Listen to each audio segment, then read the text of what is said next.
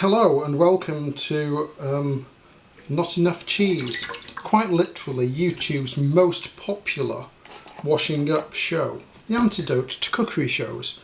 Today we're going to be washing up all the pots and stuff that we used in making this evening's dinner. And first we've got a chopping board, red, with a little picture of meat on it. Not sure if meat was used, or if it was used for chopping meat.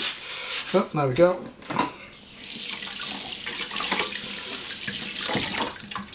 On the drying rack. This is the bowl from a slow cooker. Give that a... Luckily it wasn't used for slow cooking today, because that can really weld on food. It was just for a quick kind of 2-hour cook rather than the full 8-hour blast. Vegetable curry, don't you know? It was pleasant. Yep, there were vast amounts of it made, which I can't seem to see anywhere, so it might have been frozen or put in the fridge.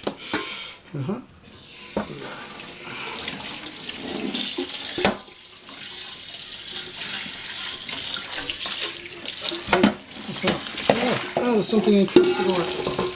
There we go, got that.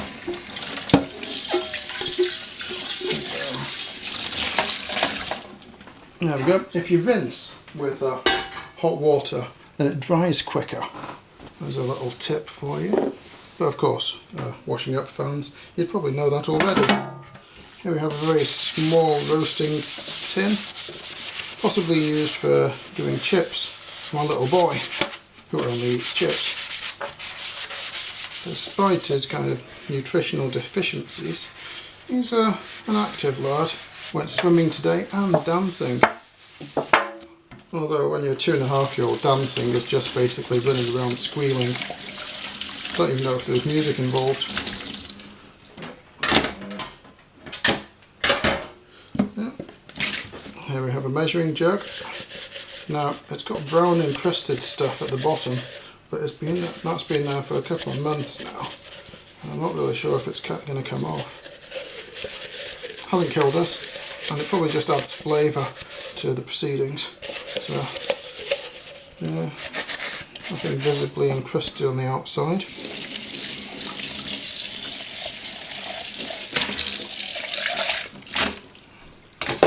And here we have a rolling pin, because we had some rotis or kind of pancake things with the curry, the vegetable curry that I mentioned earlier.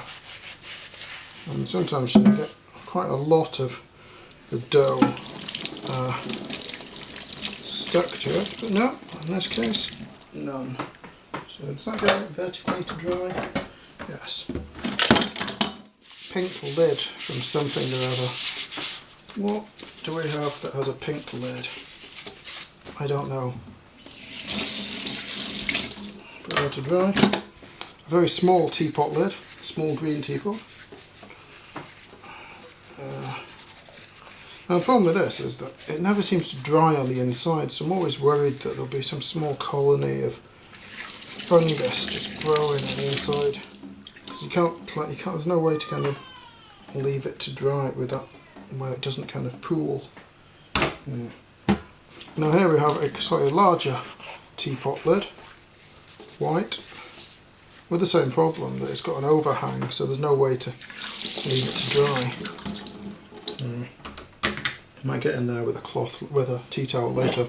Now here is the teapot that I refused to wash yesterday and the day before, because I think making tea in teapots it's just an excuse to make more washing up. You can just put your tea bag straight in the teacup or mug, and now you don't need a teapot. In fact, if you leave the tea bag in the mug while you're drinking it, you can have it stronger as you get to the bottom. Yeah. I love tea, me. I think teapots are just an excuse for more bloody washing up. And this one's got an integral kind of sieve thing to stop your tea leaves going through.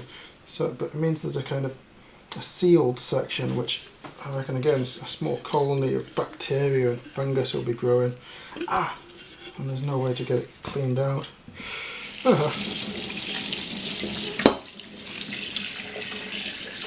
That we'll be using it for hundreds of years, 50 years, 60 years, whatever the kind of normal lifespan of a teapot is. And then I'll discover tea leaves that have been stuck in there and have been boiled and strained so many times that they've developed their own intelligence. Anyway, potato peeler, slowly going brown with age. Do I want to clean that? It's an IKEA one. No, I'll just try to get a little clean bit using that. I'm making it dirtier. I should be making it dirtier. Anyway, there we go. No one will ever know that I tried to clean that. Right, and here we have a plastic spoon thing. I think it's time to put more fairy liquid on my scourer. Do the handle first, and then why is that around the edges? Vegetable curry. Okay. Quick rinse. Light washing spoons, easy, no overhangs, quick to do. Now here we have the pan that was used for doing rice, with a little bit welded onto the bottom, but that should come off with a gentle swish around with a scourer.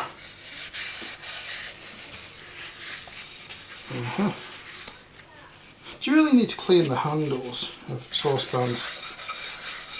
Right, my hands are soapy enough, so I kind of think that that's kind of doing a cleaning motion. And even if I don't rinse the handle properly, it's not like you get loads of food there.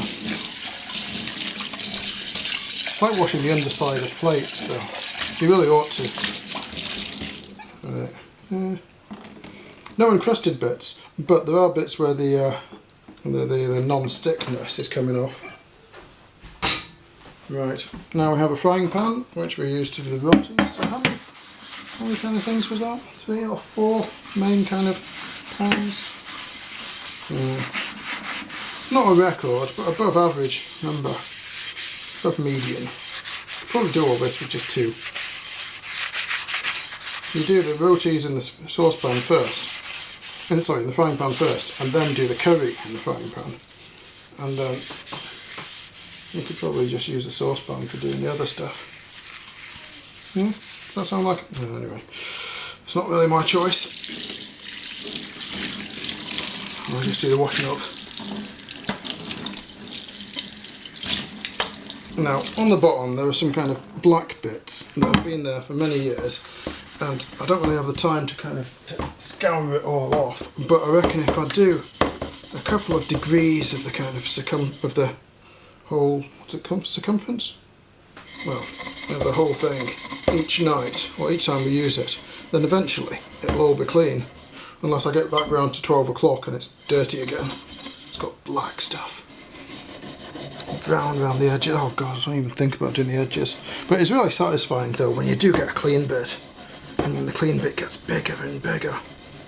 And then you realise it's 10 o'clock at night and you've been doing the same thing and you've missed all the television and your missus has been... Anyway. Right, that'll do for tonight. One day frying pan, you will be all clean. And it'll be time to throw you away. Right, here we have another chopping board to complement the red one that we started off with. Now this one purple with a picture of a fish on it.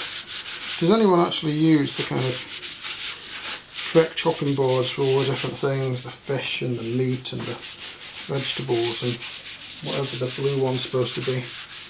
Chicken? There's all law against it. Should I be feeling bad if we use the wrong chopping board? I don't use a chopping board, not the plastic ones anyway. There we go. Right, so now we've got a glass mug that was used for hot chocolate a few moments ago. The missus made me a lovely cup of hot chocolate. So, I do appreciate that. She's lovely. Get in there.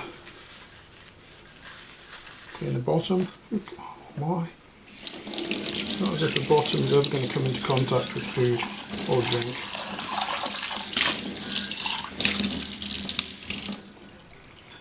Like even in storage we have them hanging up, so if they're hanging up then there's nothing on the bottom. Right, a little glass, possibly used for wine. Oh no, I like this. This was my juice earlier.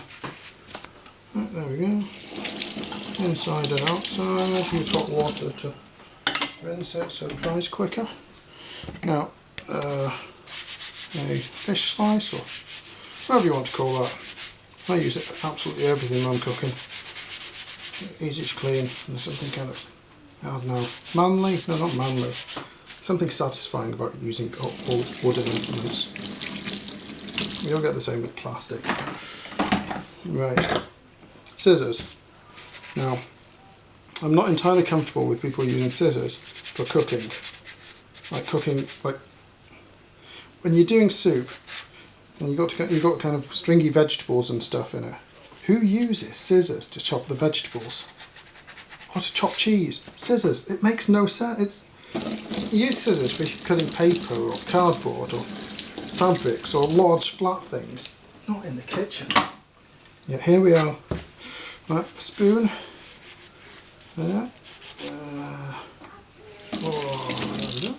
Teaspoon. Lose it in there. A green lid from some Tupperware.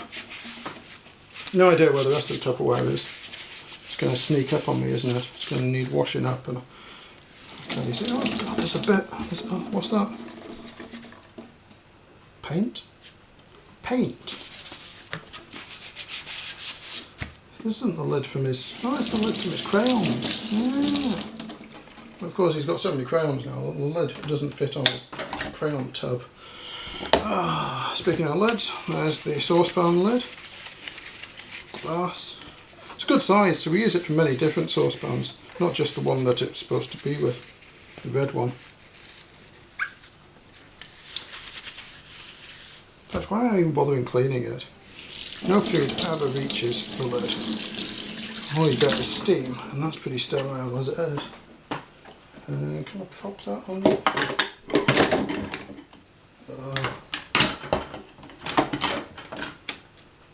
Yep. And is this the last thing? Sieve. How do you even wash sieves? Just give it a quick once over and hope for the best. Or should I be steaming it or soaking it? Like if I clean the inside, I clean the outside. Is that enough? Especially if I can't see encrusted bits. Or is this the one that my boy had out in the garden, sieving all the sand and cat poo? No. Never mind. Right. Precariously prop that up there. Dry my hands, and that's it for another thrilling episode of Not Enough Cheese, the YouTube's premier, most popular washing up show. Thank you.